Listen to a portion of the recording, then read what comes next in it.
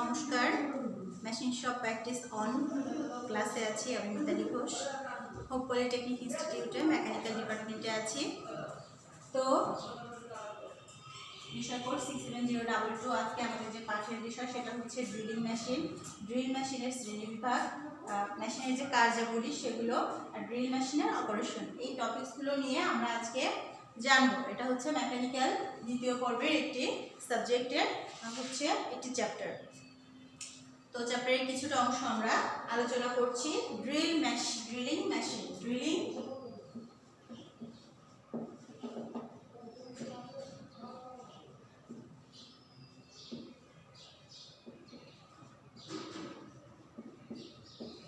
Drill এই শব্দটার সাথে কিন্তু আমরা সবাই যারা আমরা মেকানিক্যালে আছি তারা, বা আমরা মেকানিক্যালে যারা আমরা কারিগরি সেক্টরে নেই তারাও কিন্তু আমরা এই ড্রিল শব্দটার সাথে বেশ পরিচিত, কারণ এই মেশিনটা আমাদের সচরাচর প্রায়খানেই ব্যবহৃত হয় এবং এর কাজটাও আমরা ম্যাক্সিমাম মানুষই জানি যে ছিদ্র করা, কোনো স্থানে ছিদ্র করা কাজটাই হচ্ছে ড্রিল মেশিন, ড্রিলিং মেশিনের। তাহলে ড্রিল শব্দটার অর্থ হচ্ছে কি ছিদ্রকরণ, যেটা আমরা বুঝি সহজে। যে মেশিন টুল দিয়ে জবের উপরে ছিদ্র করা হয় তাকে আমরা ড্রিল মেশিন বলে থাকি। এখন এই ড্রিল মেশিনের প্রকার নিয়ে আমরা জানবো, যে বিভিন্ন প্রকার ড্রিল মেশিনের যে শ্রেণীবিভাগ সেটা আমরা জানবো।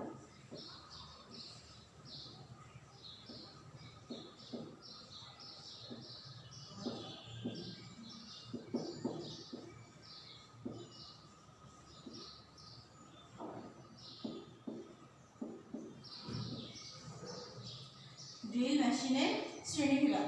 ফার্স্ট টাইম আমরা চলে আসি কি portable drill machine. Portable drill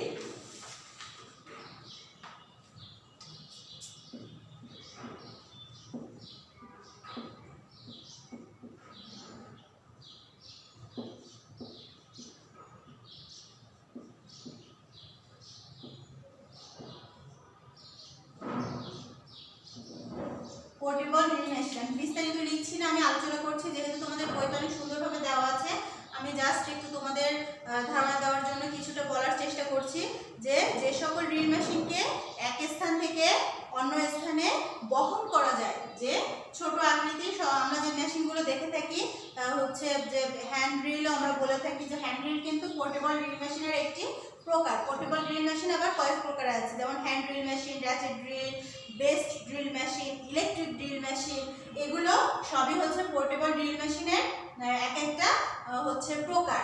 তো আমরা সহজে এক স্থান থেকে অন্য স্থানে বহন করতে পারি। এই ধরনের যে ড্রিল মেশিনগুলো আছে সেগুলোকে পোর্টেবল ড্রিল মেশিন বলা হয়। এর ব্যবহারের যে সুবিধাটা কি, সুবিধাটা হচ্ছে এটি বহনযোগ্য, সহজে বহনযোগ্য, যেহেতু হালকা ছোট এই যে একটা বিষয়। তারপরে কি অপারেশন করা খুবই সহজ। তারপরে যে সকল বেশি স্পিডে সুন্দরভাবে এটি দ্বারা কাজ করা যায়। আর ব্যবহার কি ইলেকট্রিক কাজে ব্যবহার করে থাকি, কাঠের কাজে ব্যবহার করে থাকি, শীট মেটাল ওয়ার্ক, সাধারণ যান্ত্রিক কাজে আমরা এটি ব্যবহার করে থাকি। এরপরে আমরা খেয়াল করে আছি কি সেন্সিটিভ ড্রিলিং মেশিন।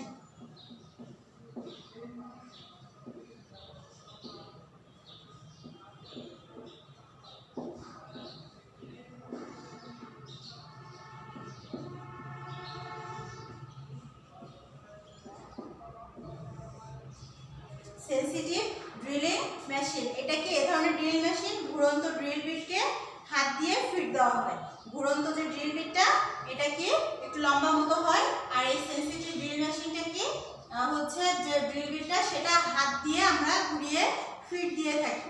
এটা হচ্ছে এর একটা বৈশিষ্ট্য। এক্ষেত্রে ড্রিল অপারেশন ড্রিল করার সময় ড্রিল বিটের মাধ্যমে মেটাল কাটা অনুভব করতে পারে না, এজন্য একে সেন্সিটিভ ড্রিল মেশিন বলা হয়। কি বলেছে যে ড্রিল অপারেশনের সময় বা ড্রিল করার সময় ড্রিল বিটের মাধ্যমে যে মেটাল কাটা অনুভব করতে পারে না বলে একে সেন্সিটিভ ড্রিল মেশিন বলা হয়। সেন্সিটিভ ড্রিল মেশিন আবার দুই প্রকার, একটা হচ্ছে কি বেঞ্চ টাইপ ড্রিল মেশিন আর একটা হচ্ছে ফ্লোর টাইপ। আমি এই প্রকারগুলো লিখছি না, তোমাদের বইতে কিন্তু আছে, এজন্য আমি আর লিখছি না। একটা হচ্ছে কি বেঞ্চ টাইপ, একটা হচ্ছে ফ্লোর টাইপ। বেঞ্চ টাইপটা কি আমরা বেঞ্চে এটাকে স্ক্রু দ্বারা সেট করতে পারি, আবার ফ্লোর টাইপটা কি আমি ফ্লোরে এটা সেট করে কাজ করতে পারি।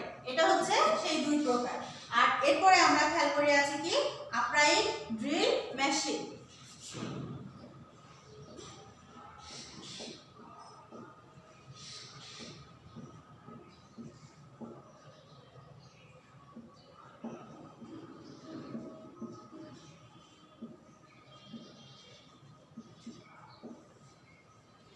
আপরাইট ড্রিল মেশিনটা কি? এই ড্রিল মেশিন সেনসিটিভ ড্রিল মেশিনের মতোই, শুধু পার্থক্যটা হচ্ছে এতে ড্রিল বিটকে ঘোরানোর জন্য পাওয়ার ফিডিং মেকানিজম থাকে এবং এর গঠন সেনসিটিভ ড্রিল মেশিনের যে গঠন তার চেয়ে মজবুত। এই ড্রিল মেশিন ভারী কাজের জন্য ব্যবহার করা হয়। তাহলে আপরাইট ড্রিল মেশিনের সেনসিটিভ ড্রিল মেশিনের যে আকৃতি বা গঠন সেটা কিন্তু একই রকম। আমরা সেনসিটিভ ড্রিল মেশিনটা কি শিখেছি, যেটা হাত দ্বারা আমরা ফিট দিয়ে থাকি। আর আপরাইট ড্রিল মেশিনটা হচ্ছে এটি পাওয়ার, ইলেকট্রিক যে পাওয়ার সেটা দ্বারা এই মেশিনটা ঘোরানো হয় এবং ভারী কাজের জন্য এটা আমরা খুব সহজে ব্যবহার করতে পারি। এরও আবার কয়েকটা প্রকার আছে আপরাইট ড্রিল মেশিনের, সেটা হচ্ছে কি turret type drill machine, heavy duty আর লাইট ডিউটি। একটা হচ্ছে টারেট, একটা হচ্ছে হেভি ডিউটি আর একটা হচ্ছে light duty upright drilling machine. এরপর আমরা চলে যাব কি রেডিয়াল ড্রিলিং মেশিন।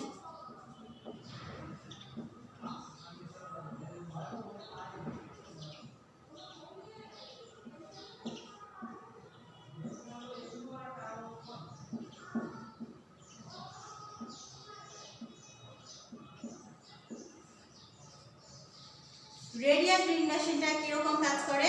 এই ড্রিল মেশিনের গঠন খুবই মজবুত এবং সূক্ষ্ম। এটি হচ্ছে মেশিনের আর্মকে কলামের চতুর্দিকে ঘোরানো যায়।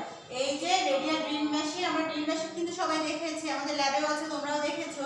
ড্রিল মেশিনের আর্মটাকে কি চতুর্দিকে ঘোরানো যায় এবং যে কোনো স্থানে এটি সেট করা যায়। এই মেশিনের ড্রিল বিটকে হাত দিয়ে অথবা স্বয়ংক্রিয়ভাবে, এই যে দুইটার কাজ, এই দুইটার কাজই একসাথে আমরা ড্রিল মেশিনে করতে পারি। আর একটা কাজ আছে, সেটা কি আর্মটাকে চারিদিকে ঘোরানো যায়। তাহলে রেডিয়াল ড্রিল মেশিনে কি sensitive drill machine, upright drill মেশিনের যে দুইটা যে কাজ সেটা আমরা করতে পারি, যে হাত দিয়েও ঘোরানো যায়, আবার যে পাওয়ার সাহায্যে বা হচ্ছে কি বলেছে হাত দিয়ে অথবা স্বয়ংক্রিয়ভাবে ফিট দিয়েও এটা কাজ করা যায়। আর হচ্ছে এটা যে আর্মটা সেটা চারিদিকে ঘোরানো যায়। আর এর সর্বোচ্চ ড্রিল ধারণ ক্ষমতা হচ্ছে 50 মিলিমিটার।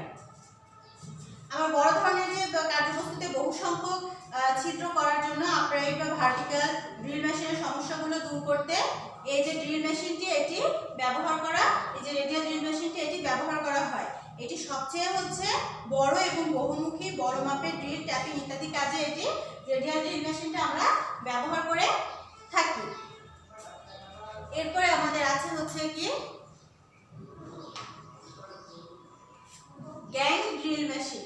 আমি কিন্তু তোমাদের এই যে ড্রিল মেশিনের যে শ্রেণী বিভাগ, এটা সাথে হচ্ছে কার্যগুলি, দুইটা কিন্তু একসাথে আলোচনা করছি। তোমরা কিন্তু খেয়াল করো যে ড্রিল মেশিনের যে শ্রেণী বিভাগ সেটা সাথে হচ্ছে যে কার্যগুলি সেটা একসাথে আমি তোমাদের বলে যাচ্ছি।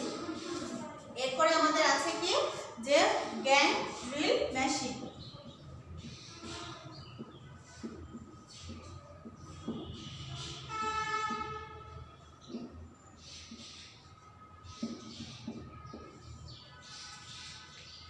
গ্যাং ড্রিল মেশিনটার কি কাজ? গ্যাং ড্রিল মেশিন দুই বা ততোধিক স্বতন্ত্র বা স্বাধীন কলাম, হেড, স্পিন্ডল আর একটি মাত্র বেসের উপরে স্থাপিত থাকে।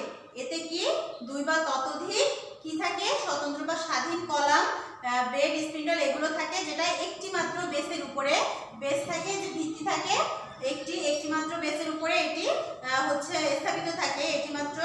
এটি একটি মাত্র টেবিল ব্যবহার করা হয়। একে মাল্টি হেড ড্রিল মেশিনও বলা হয়। এই যে গ্যাং ড্রিল মেশিনটাকে আমরা মাল্টি হেড ড্রিল মেশিনও বলে থাকি। এরপরে গ্যাং ড্রিল মেশিনে ওয়ার্কপিস আটকাতে আবার কখনো কখনো জিগও ব্যবহার করা হয়। আবার এই গ্যাং ড্রিল মেশিনে রিমার, ট্যাপ সেট করেও আমরা কাজ করতে পারি। রিমার, ট্যাপ এই যে এগুলো সেট করেও আমরা কাজ করতে পারি। এরপরে আমরা চলে আসি মাল্টি স্পিন্ডল ড্রিলিং মেশিন।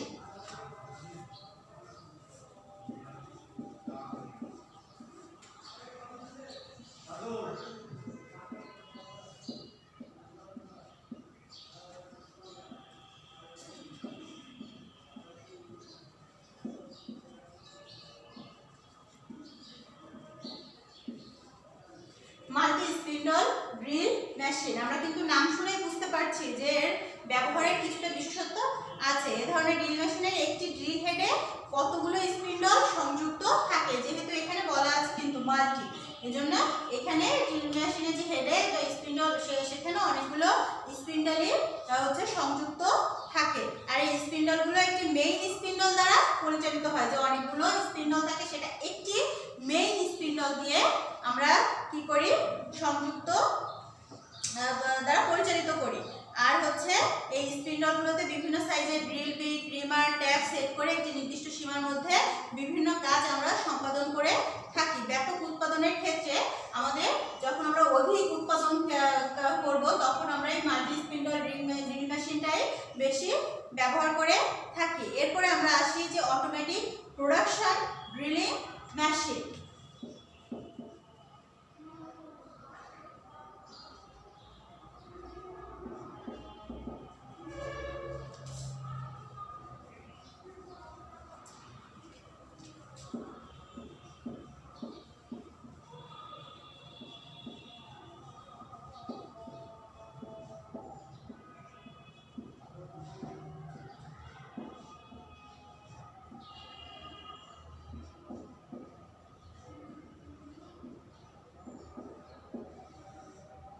কি বলেছে অটোমেটিক স্পিন্ডল ড্রিলিং মেশিন। একে মাল্টি হেড ড্রিল মেশিনও বলা হয়। এই যে অটোমেটিক স্পিন্ডল ড্রিল মেশিনটা এটাকে আমরা মাল্টি হেড ড্রিল মেশিনও মাল্টি হেড স্পিন্ডল ড্রিল মেশিনও বলে থাকি।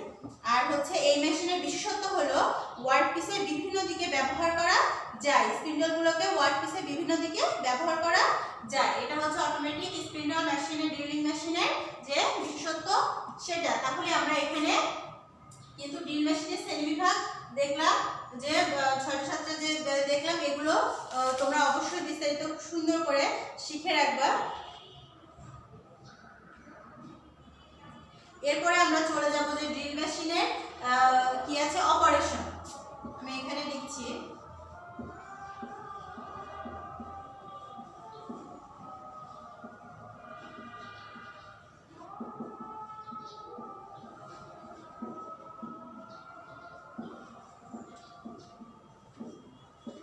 ড্রিল মেশিনের অপারেশন। তার মানে কি ড্রিল মেশিনের সাহায্যে আমরা কি কি কাজ করতে পারি সেগুলো কিন্তু এখানে বলা হয়েছে। তো ফার্স্টে আমরা যদি লিখি ড্রিলিং, তার মানে কি আমরা যে ড্রিল করছি বা ছিদ্র করছি সেটাকে এখানে বোঝানো হয়েছে। আর তারপরে আছে কি রিমিং। রিমিংটা হচ্ছে কোন ড্রিলকৃত ছিদ্রকে যখন আমরা মসৃণ করব। একটি ড্রিল মেশিনের দ্বারা যখন একটি ছিদ্র আমরা করি তখন এটি অমসৃণ থাকে, কখনো কখনো বা প্রায় দেখা যায় যে অমসৃণই হয়, তখন সেটাকে রিমিং এর সাহায্যে আমরা হচ্ছে কি করি মসৃণ করে থাকি। এরপরে আছে কি বোরিং।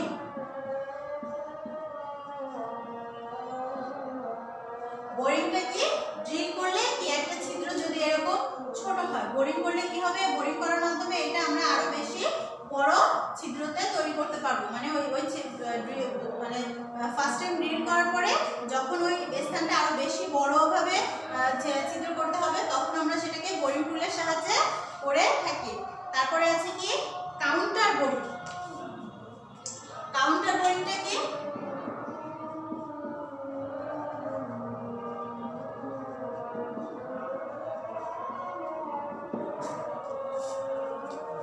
এখানে লিখছি রাখছি আমি।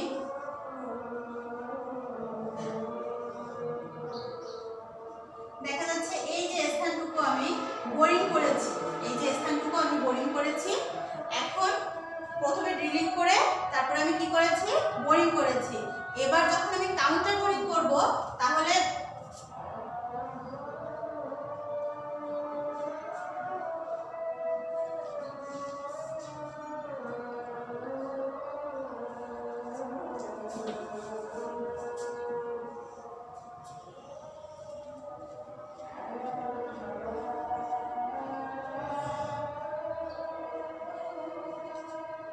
এই যে স্থানটা এটা আমি কি করেছি বোরিং করেছি। এরপরে কাউন্টার বোরিং হচ্ছে এর কিছুটা, এই যে কিছুটা অংশ আমি আবার কি করলাম মানে কিছুটা অংশ বাদ রেখে আবার কিছুটা অংশ আরেকটু হচ্ছে বড় করে যে ছিদ্র করলাম। এই যে জিনিসটা, এটাকে আমরা কি বলি? Counter boring. এরপরে আসছে হচ্ছে তোমার কাউন্টার সিঙ্কিং।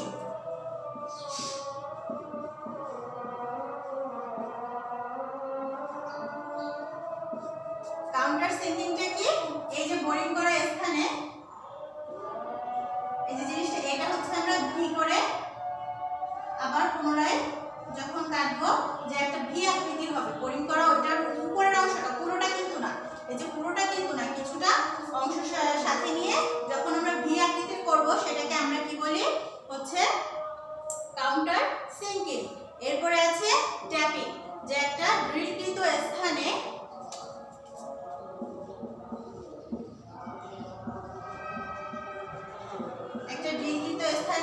ট্যাপের সাহায্যে যখন আমরা কি করি? প্যাচ কাটি। ট্যাপের সাহায্যে আমরা প্যাচ কাটি, প্যাচ কাটার যে প্রক্রিয়াটা, সেটাকে আমরা কি বলি? ট্যাপিং। এরপরে হচ্ছে কি? Spot fetching.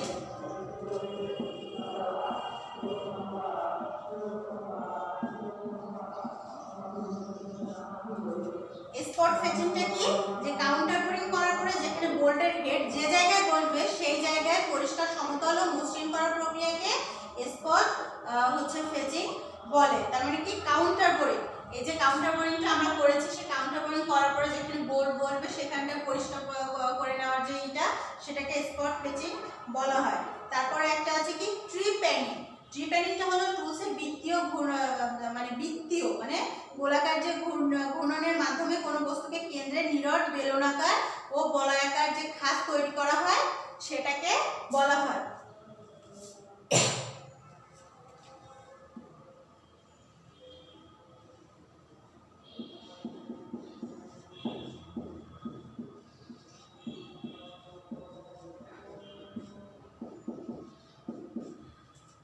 আরেকটা আছে আমাদের, সেটা হচ্ছে কি? Rivet spinning.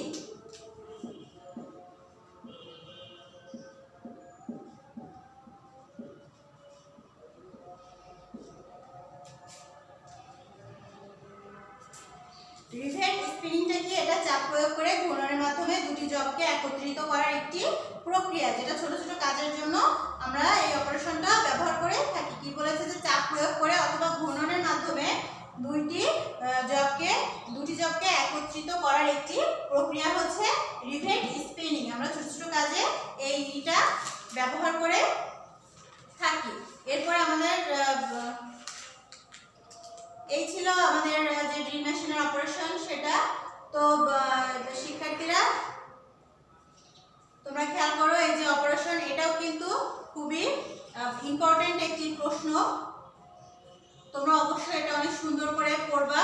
আর হচ্ছে যে ড্রিল মেশিনের যে শ্রেণী বিভাগ, ড্রিল মেশিনের যে কার্যাবলী, এই যে জিনিসগুলো, মানে ড্রিল মেশিন সম্পর্কে যে জানার যে বিষয়টা, সেটা কিন্তু তোমরা অনেক ভালোভাবে লক্ষ্য করবা। এরপরে আমাদের কিন্তু আরো কিছু ইম্পর্টেন্ট বিষয় আছে, আমরা আগামী ক্লাসে আলোচনা করব।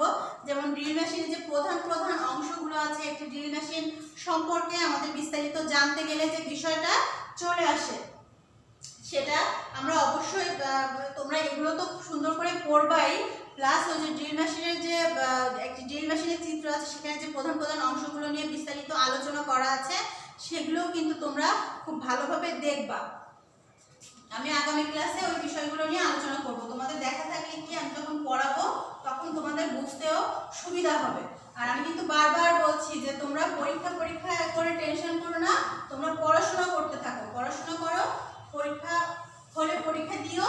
আর পড়াশোনা না করে চুপচাপ বসে আছো বাসায়, হঠাৎ করে পরীক্ষার ডেট দিয়ে দিও, তোমরা কিছুই পারলা না, তখন তো একটা বিষয়টা অনেক খারাপ হয়ে যাবে, তাই না? তো তোমরা পড়াশোনা করো, বাড়ি প্র্যাকটিস করো, চেষ্টা করো সব বিষয়ে একটা ভালো পরীক্ষা হলে যেন তোমরা খুব ভালো একটা ফলাফল নিতে পারো, এগুলো মাথায় রেখো। আর আমি পূর্বে যে ক্লাসগুলো তোমাদের নিয়েছি, সে ক্লাসগুলো তোমাদের করোনাকালীন সময়ের আগে যে প্রতিষ্ঠানে যে ক্লাসগুলো হয়েছে, ক্লাসরুমে তোমরা যখন এসেছিলে, তখন যে বিষয়গুলো আমি পড়িয়েছি, সেগুলোও কিন্তু তোমরা অল্প অল্প করে বাসায় প্র্যাকটিস করবে। অল্প অল্প করে বাসায় প্র্যাকটিস করে তোমরা হচ্ছে এই যে ড্রিল মেশিন চ্যাপ্টার পর্যন্ত আস্তে আস্তে কভার করে ফেলবে। তো আমি তোমাদের উপরে কিন্তু আমার ভরসা আছে যে তোমরা দ্বিতীয় পর্বের যে ছাত্র বা অন্য পর্বের যে ছাত্ররা আছো তারা ক্লাসগুলো করছো বা প্র্যাকটিস করছো, বাসায় পড়াশোনা করছো। আশা করি অনেকে রেসপন্স করছো, জানাচ্ছো, মানে সুবিধা অসুবিধা শেয়ার করছো। তো অবশ্যই আমরাও তোমাদের সাথে যোগাযোগ করব কলেজের ব্যাপারে কোনো তথ্য পেলে। তোমরাও যদি তোমাদের কোনো কিছু জানার থাকে বা তোমাদের সমস্যাগুলো আমাদের সাথে শেয়ার করতে পারো পড়াশোনার বিষয়ে, আমরা অবশ্যই আমরা সব টিচাররা আছি তোমাদের সমস্যাগুলো সলভ করার জন্য। তো সেটা তোমরা মাথায় রেখো, আর পড়াশোনা করো, সবাই ভালো থেকো, বাসার সবার দিকে খেয়াল রেখো, নিজেদের দিকে খেয়াল রেখো, বেশি বাইরে বের হয়েও না। এই তোমাদের সুস্থতা কামনা করি, তোমাদের ফ্যামিলির সবার সুস্থতা কামনা করি। আজকে ক্লাস এ পর্যন্তই শেষ করছি। ভালো থাকো, সুস্থ থাকো।